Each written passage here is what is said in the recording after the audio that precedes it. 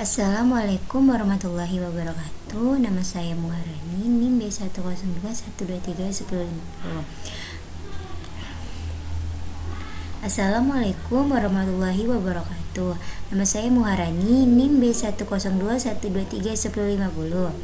Jadi di sini saya akan menjelaskan tentang tugas UAS pengantar akuntansi, yaitu tentang perusahaan dagang. Jadi di sini kan ada soal dari 1 sampai 5. Jadi saya ini disuruh pilih 2 soal. Jadi saya pilih nomor 2. Soal nomor 2 yaitu, menurut analisis saudara, hal-hal mendasar apa saja yang membedakan antara pencatatan metode perpetual dengan metode periodik pada laporan keuangan perusahaan dagang? Jadi jawaban saya yaitu metode perpetual dan metode periodik merupakan dua pendekatan berbeda dalam mencatat persediaan pada laporan keuangan perusahaan dagang. Perbedaan mendasar antara kedua terletak pada cara pencatatan transaksi persediaan. Metode perpetual itu mencatat terus-menerus dilakukan setiap kali terjadi transaksi persediaan, baik pembelian maupun penjualan. Terus informasi persediaan, harga pokok penjualan HPP, dan keuntungan atau rugi dapat dipantau secara real time.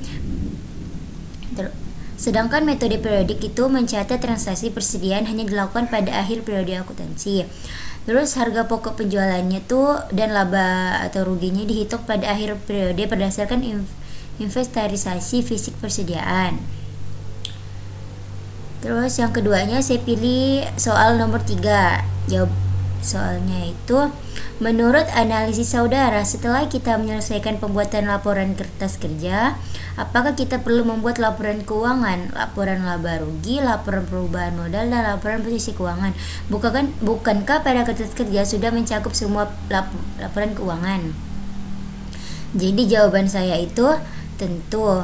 Setelah menyelesaikan kertas kerja, sebaiknya tetap membuat laporan keuangan terpisah seperti laporan laba rugi, laporan perubahan modal, dan laporan posisi keuangan. Meskipun kertas kerja mencakup sebagian besar informasi, laporan keuangan terpisah membantu menyajikan data secara lebih terstruktur dan mudah dipahami oleh pihak terkait seperti pemegang saham dan otoritas pajak. Jadi kita lanjut pada soal bagian 2, yaitu transaksi di bulan Desember 2019 toko bangunan Santara. Kita membuat jurnal umum terlebih dahulu.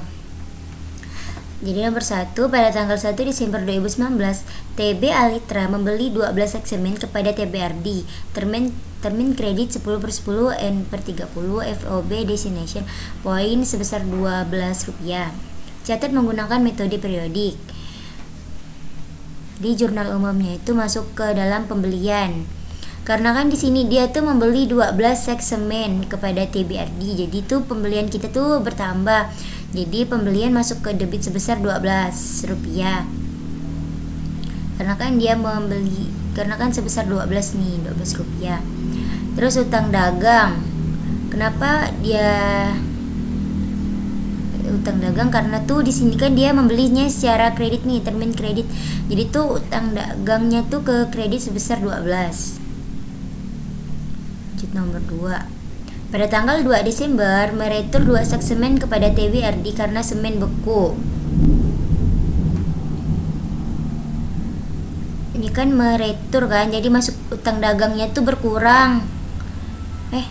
Utang dagangnya berkurang sebesar 2, jadi utang dagangnya masuk ke debit.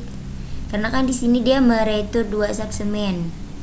Jadi utang dagangnya berkurang, masuk ke debit sebesar 2. Terus persediaan barang dagangnya itu juga berkurang, jadi masuk ke kredit sebesar 2. Karena kan di sini dia meretur barang kan, jadi persediaan barang dagangnya itu berkurang. Jadi persediaan barang dagang masuk ke kredit sebesar 2. Lanjut nomor 3. TB Alitra menjual besi kepada TB Umar dengan termin kredit 2/10 N/30 FOB Destination Point senilai Rp50. HPP barang yang dijual senilai 15. Catat dengan metode perpetual. 4. Itu masuk ke dalam piutang dagang. Karena memberikan pinjaman utang dagang dan karena dia di sini kan memberikan pinjaman utang dagang kan, maka masuknya tuh maka hasilnya itu sebesar 50. Nah di sini kan sebesar 50, senilai 50, jadi masuk ke debit sebesar 50 pada piutang dagang. Terus di sini kan dia juga melakukan penjualan.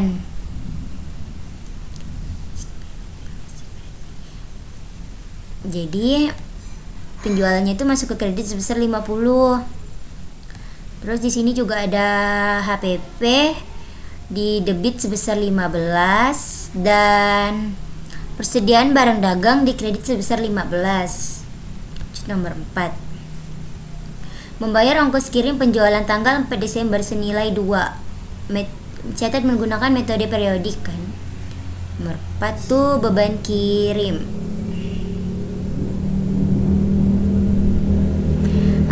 Ngapa dia jadi beban kirim tuh kan? Karena tuh dia membayar beban kirim penjualan pada tanggal sebelumnya tuh kan 4 Desember. Nah di sini nih kan tanggal sebelumnya itu kan 4 Desember for destination tuh kan, artinya tuh ongkos kirimnya tuh ditanggung oleh penjual. Jadi tuh di sini kita memberikan ongkos kirim gratis kan. Nah jadi di sini tuh beban kirimnya tuh masuk ke debit sebesar 2. Terus kasnya ini kan berkurang, jadi masuk ke kredit sebesar 2. Nomor 5, melunasi pembelian semen tanggal 1 Desember, catat menggunakan metode perpetual. Melunasi pembelian semen tanggal 1 Desember kan. Nomor 5 tuh pada tanggal 6 Desember tuh jurnal penyelesaiannya itu utang dagang. Oh, kenapa dia tuh di sini kan utang dagang tuh ke debit sebesar 10. Kenapa dia menjadi 10? Karena kan di sini kan kita sudah meretur 2 sak semen, jadi sisanya itu 10.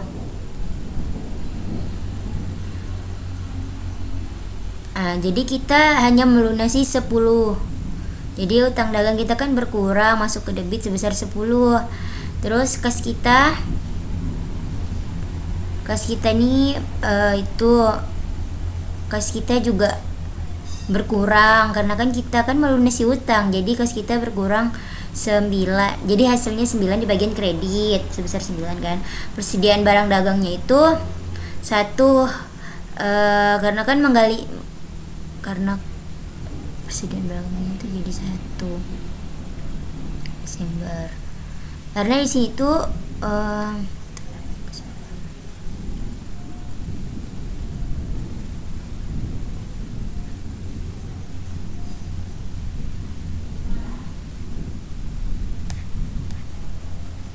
karena di sini tuh kan pada 4 Desember nih. Karena di sini tuh kan ada termin kreditnya 10/10 dan 3/30 tuh kita masih mendapatkan diskon. Jadi tuh sebesar 1 di bagian kredit, persediaan barang dagangnya sebesar 1 bagian kredit. Terus nomor 6,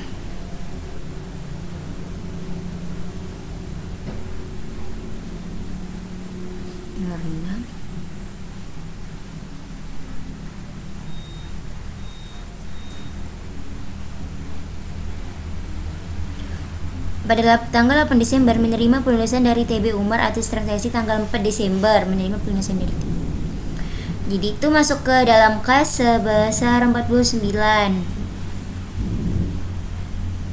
Itu karena tuh transaksinya terjadi 50%. Jadi maka dia jadinya 49 bagian debit kasnya, terus dapat diskon penjualan itu masuk ke debit 1. Karena kan di sini kan dia melakukan transaksi itu pada tanggal 4 Desember kan, kemudian tuh melunasi pada tanggal 8 Desember. Tuh saat itu tuh diterima kredit tuh 2/10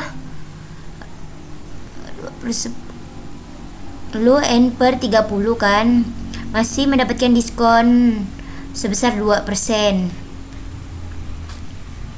Diskonnya tuh menjadi 1 di bagian debit.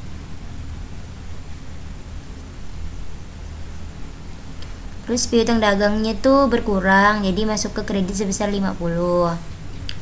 Nah, setelah itu tinggal kita jumlahkan aja nih, bagian debitnya kita jumlahkan semuanya, hasilnya totalnya itu 141, dan di kreditnya juga sama, hasilnya 141. Jadi kita lanjut ke itu buku besar, yaitu bagian kas. Di sini kan kita hanya disuruh untuk membuat akun kas saja di bagian kas. Ini cara membuat buku besar ini kita lihat di dalam jurnal umum. Di sini kan dia hanya meminta bagian kas saja. Jadi kita lihat di dalam jurnal umum itu yang akun kas. Akun kas itu terdapat di tanggal 5. Tanggal 5 Desember itu kas di bagian kredit sebesar 2. Jadi kita masukin di dalam jurnal buku besar itu pada tanggal 5 Desember kas masuk ke kredit sebesar 2. Terus saldonya itu ke kredit sebesar 2. Nah, selanjut kita cari kas lagi di dalam jurnal umum. Itu pada tanggal 6 Desember itu kas masuk ke kredit sebesar 9. Jadi kita masukkan ke buku besar kas pada tanggal 6 Desember itu masuk ke kredit 9. Jadi saldonya itu bertambah 9. 2 ini kita tambahkan dengan 9 karena dia sama-sama di dalam kredit kan. Jadi hasilnya 11. Terus cari lagi di dalam jurnal umum pada tanggal 8 Desember itu kas masuk ke dalam kredit kas masuk ke dalam debit sebesar 49. Jadi masukin dalam buku besar kas itu pada tanggal 8 Desember masuk ke dalam debit sebesar 49. Jadi karena di sini kan masuk ke dalam kredit kan, sedangkan di saldonya ini akhirnya ini masuk ke kredit. Jadi kita kurangkan 49 ini kita kurangkan 11. Jadi hasilnya itu 38. Jadi hasil kas itu 38. Jadi kita lanjut membuat jurnal penyesuaian. Membuat jurnal penyesuaian pada metode perpetual. Soal nomor 1. Peralatan kantor dibeli pada tanggal 1 September 2018. Estimasi masa pakai 6 tahun. Nilai sisa 0 metode garis lurus. Oke. Jadi tuh jurnal penyesuaian itu masuk ke beban depresi peralatan kantor masuk ke debit sebesar 10. Itu kita lihat dulu. Sebelumnya kita lihat di neraca saldo sebelum penyesuaian itu kan. Itu kan beban depresinya itu sebesar 60. Jadi tuh di sini kan masa pakai 6 tahun kan. Jadi 60 itu kita bagi 6. 60 kita bagi 6, jadi hasilnya itu 10. Jadi beban depresi peralatan kantor masuk ke debit sebesar 10 dan akumulasi depresi peralatan kantor masuk ke kredit sebesar 10. Lanjut yang nomor 2. Bayar asuransi kebakaran untuk 1 Januari 2019 sampai 31 Desember 2023. Sebelumnya itu kita lihat di neraca saldo. Bagian asuransi dibayar di muka itu sebesar 50. Kemudian hitung dari tanggal 1 di sini kan dia minta tanggal 1 Januari sampai tanggal 31 Desember. Di sini kan dari tanggal 1 Januari sampai tanggal 31 Desember ini berkisar sekitar 5 tahun. Setelah itu dibagi 5.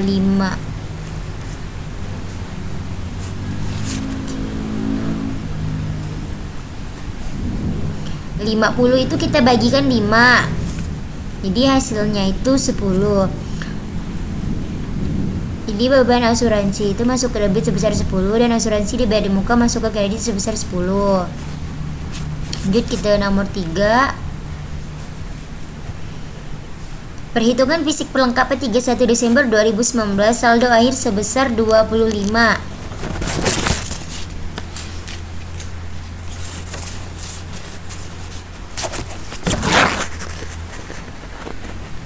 Kita lihat di neraca saldo sebelum penyesuaian. Itu kan bagian perlengkapan toko itu sebesar 40. Dalam soal ini kan, dalam soal ini 25. Dalam soal ini kan 25, saldo akhirnya itu sebesar 25, jadi 40 kita kurangkan 25 dan hasilnya itu 15. Jadi nomor 3 itu beban perlengkapan toko masuk ke debit sebesar 15 dan perlengkapan toko masuk ke kredit sebesar 15. Nomor 4,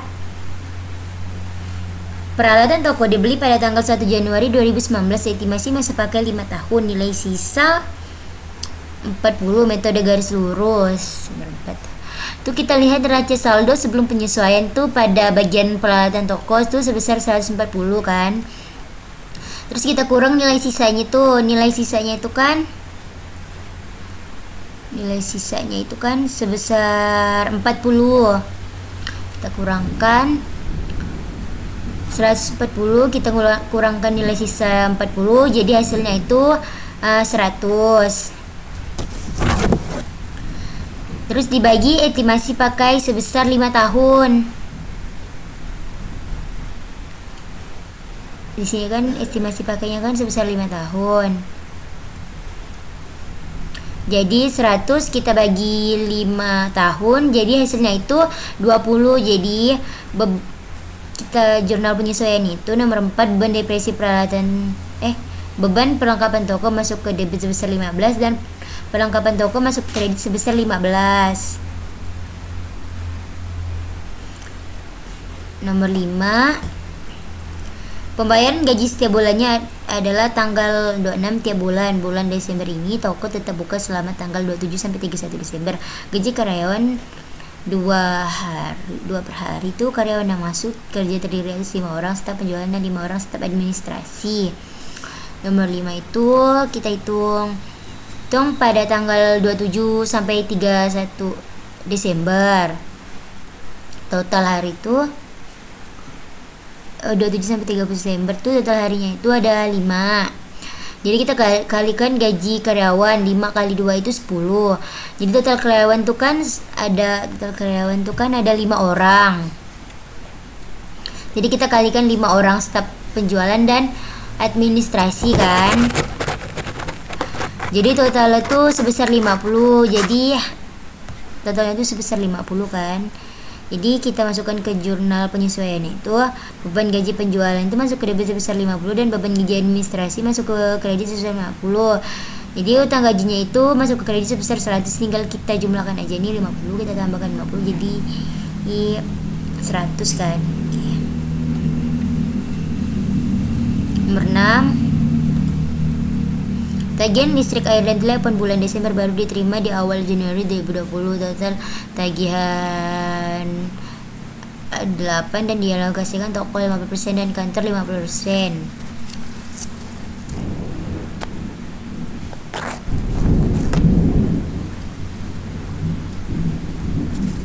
Sini kan Desember diterima totalnya itu kan tagihannya itu kan ada 8. Terus 8 tuh kita bagi 2 karena tuh total itu dialokasikan tuh kan bernilai 50%. Jadi hasilnya tuh 4. Di sini kan total alokasinya kan 50%, jadi totalnya tuh 4. Seperti itu. Jadi beban listrik, air, telepon toko masuk ke debit sebesar 4 dan beban listrik, air, telepon kantor masuk ke kredit sebesar 4 dan beban yang masih harus dibayar tuh masuk ke kredit ini masuk ke debit ya. Sedangkan beban yang masih harus dibayar masuk ke kredit sebesar 8. Beban yang masih harus dibayar itu sebesar 8 karena tuh ini kita jumlahkan aja 4, kita tambah 4 jadi 8 ya. Terus masuk ke nomor 7. Utang bank dengan BNI untuk modal kerja dengan bunga 30% per tahun selama 5 tahun, pinjaman cair pada tanggal 1 Mei 2019. Cicilan pokok dan bunga dibayar setahun sekali. Cicilan pertama jatuh tempo tanggal 1 Mei 2020. Kita lihat di neraca saldo sebelum penyesuaian itu. Cara membuat jurnal penyesuaian itu kita lihat di neraca saldo sebelum penyesuaian itu sebesar 30 kan. Bunga pinjaman tuh sebesar 30% dalam soal ini. Sebesar 30%. Kemudian 30 ini kita kalikan 30%. Jadi hasilnya itu 9. Terus kemudian tuh kita bagikan 12 karena menghitungnya itu selama per tahun. Jadi 99 kita bagikan 12 jadi 0,75. Laporan yang diminta bulan Mei sampai Desember itu selisih 8 bulan, jadi 8 kali 0,75 itu sebesar 6. Jadi beban bunga itu masuk ke debit sebesar 6 dan utang bunga masuk ke kredit sebesar 6. Nomor 8, perhitungan fisik di gudang persediaan akhir tanggal 31 Desember sebesar 180. Tambahan informasi metode prodik saldo awal persediaan 100. Itu kita lihat di neraca saldo sebelum penyesuaian. Persediaan barang dagang tuh daftar saldo sebelum penyesuaian bagian persediaan barang dagang itu sebesar 230.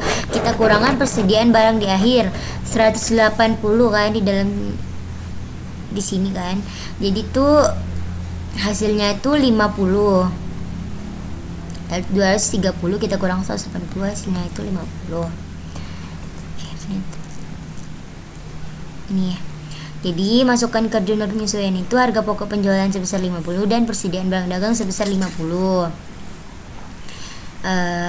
Jadi hasil totalnya itu tinggal kita jumlahkan aja nih. Di bagian debit kita jumlahkan hasilnya 219 dan bagian kredit kita jumlahkan hasilnya 219. Sebenarnya pada metode periodik dan metode perpetual itu sama. Yang membedakannya itu hanya pada nomor 8 saja. Jadi nomor 8 itu kan kita harus menghitung HPP-nya dulu tuh, kayak harga pokok penjualan itu masuk ke debit sebesar 650. Persediaan barang dagang akhir masuk ke debit sebesar 180. Retur dan potongan pembelian masuk ke debit sebesar 25. Diskon pembelian masuk ke debit sebesar 5 dan pembelian masuk ke kredit sebesar 745. Beban kirim pembelian masuk ke kredit sebesar 15 dan persediaan barang dagang awal masuk ke kredit sebesar 100.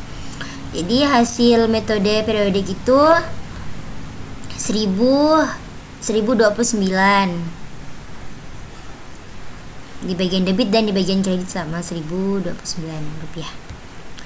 Oke, kita lanjut ke kertas kerja. Cara membuat kertas kerja ini tinggal kita masukin aja tuh bagian-bagian yang ada di kertas kerja ini seperti penyesuaian, tinggal kita masukin aja yang penyesuaiannya di sini yang sudah kita hitung sebelumnya. Itu daftar saldo setelah penyesuaian tinggal kita masukin aja nih. Terus cara membuat laporan laba rugi di sini tuh kita hanya pada akun penjualan sampai beban administrasi lain-lain aja yang kita masukkan ke dalam laporan laba rugi. Sedangkan pada laporan posisi keuangan itu pada kas dan sampai ke dividen aja yang kita masukin ke dalam laporan posisi keuangan. Jadi total daftar saldo sebelum penyesuaian itu sebesar 2.190. Di bagian debit dan kredit total jurnal penyesuaian itu sebesar 219 pada debit dan kredit. Total daftar saldo setelah penyesuaian itu 2.334 bagian debit dan kredit. Laporan laba rugi itu di debitnya sebesar 1.149 bagian debit dan kreditnya itu 1.960. Di sini kan hasilnya itu kan tidak sama. Jadi cara menyamakan hasilnya itu kita hitung laba bersihnya itu sebesar 811. Jadi tinggal kita tambahkan 1149, kita tambahkan 811, hasilnya 1960. Jadi hasil jumlah laporan laba ruginya ini kan menjadi sama. Terus yang laporan posisi keuangan itu di debitnya itu 1185, sedangkan di kredit 347. Agar hasilnya sama, kita di bagian kredit kita tambahkan pada laba rugi bersihnya itu 811, jadi hasilnya 1185. Jadi hasilnya itu sama kan. Terus selanjut ke kertas kerja periodik. Sebenarnya tuh cara membuat kertas kerja periodik dan perpetual itu sama. Dan di sini juga hasil dari laporan ini juga sama. Kita hitung aja untuk daftar saldo sebelum penyesuaian itu sebesar 2.220. Bagian debit dan kredit, bagian turunan penyesuaian itu sebesar 1.029 bagian debit dan kredit. Daftar saldo setelah penyesuaian itu sebesar 2.334 bagian debit dan kredit. Terus laporan laba rugi itu sebesar 1.149 bagian debit dan bagian kredit sebesar 1.960. Jadi di bagian debit ini kita tinggal ditambahkan aja biar hasilnya sama. Kita tambahkan laba rugi bersihnya itu 811, jadi hasilnya 1.960. Terus di bagian laporan posisi keuangan itu sebesar di debit sebesar 1.185 dan di kredit sebesar 374. Agar hasilnya sama, kita tambahkan aja di laba rugi bersihnya itu 374 kita tambahkan 811, jadi hasilnya 1.185. Jadi hasilnya di sini kan sama. Oke, kita lanjut ke dalam susun laporan keuangan. Cara membuat laporan keuangan ini tinggal kita lihat aja di kertas kerja sebelumnya ini kan. Di bagian pendapatan itu ada penjualan sebesar 1.960 kan, kita dapat di dalam kertas kerja. Terus dikurang retur dan potongan penjualan sebesar 30 dan diskon penjualan sebesar 25. Ini 30 kita tambahkan 25, jadi hasilnya itu 55. Jadi karena di sini kan dikurang kan, jadi 1.960 kita kurangkan 55, jadi hasil penjualan bersihnya itu sebesar 1.905. Terus dikurang harga pokok penjualan sebesar 650, jadi 1.905 kita kurangkan 650, jadi laba kotornya itu sebesar 1.255. Terus lanjut ke beban usaha. Cara kita mengerjakan beban usaha ini kita lihat di kertas kerja sebelumnya tadi juga, tinggal kita masukin aja. Jadi di dalam beban usaha ini ada beban penjualan dan beban administrasi kan. Di dalam beban penjualan ini ada beban gaji penjualan sebesar 180, beban sewa sebesar 20, beban depresi peralatan toko sebesar 20, beban perlengkapan toko sebesar 15, beban kirim penjualan sebesar 10, beban listrik air telepon toko sebesar 19, beban iklan sebesar 15, dan beban penjualan yang lain sebesar 40. Jadi total beban penjualan itu sebesar 319 setelah kita totalkan semua ini. Terus lanjut ke beban administrasinya. Terdapat beban gaji administrasi sebesar 80, beban depresi peralatan kantor sebesar 10, beban asuransi sebesar 10, beban listrik air telepon kantor sebesar 14, dan beban bunga sebesar 6, dan beban administrasi lain sebesar 5 kan. Jadi total beban administrasinya itu 125. Jadi total beban penjualan ini kita tambahkan total beban administrasi, jadi hasilnya itu 444 total beban usahanya. Di cara menghitung laba rugi bersihnya itu kita totalin aja ini pada laba bersihnya itu kan sebesar 1.255 itu kita kurangkan 444 dan hasilnya 811. Terus yang kedua itu membuat laporan perubahan ekuitas. Sini kan saldo awal sebelum jurnal umum. Saldo awal sebelum jurnal umum itu kan pada model saham sebesar 25 dan saldo laba sebesar 120 dan total ekuitasnya jadi total ekuitasnya itu sebesar 145. Ditambah laba bersih itu ada di saldo labanya itu 811. Jadi total ekuitasnya itu 811. Dikurang dividen itu di saldo labanya itu sebesar 40. Jadi total ekuitasnya 40 dan saldo akhirnya itu di modal saham itu 25, di saldo laba itu sebesar 891 setelah kita jumlahkan. Total ekuitasnya menjadi 916. Lanjut ke laporan posisi keuangan. cara membuat laporan posisi keuangan ini tinggal kita ambil aja nih, kayak kas ini kita lihat di dalam sebelumnya yang telah kita buat. Di dalam laporan posisi keuangan itu ada aset. Itu terdapat dua aset lancar dan aset tetap. Di dalam aset lancar itu terdapat kas sebesar 250, piutang dagang sebesar 450, persediaan berdagang sebesar 180, asuransi diberi muka sebesar 40, perlengkapan toko sebesar 25, dan total aset lancar setelah kita jumlahkan itu sebesar 945.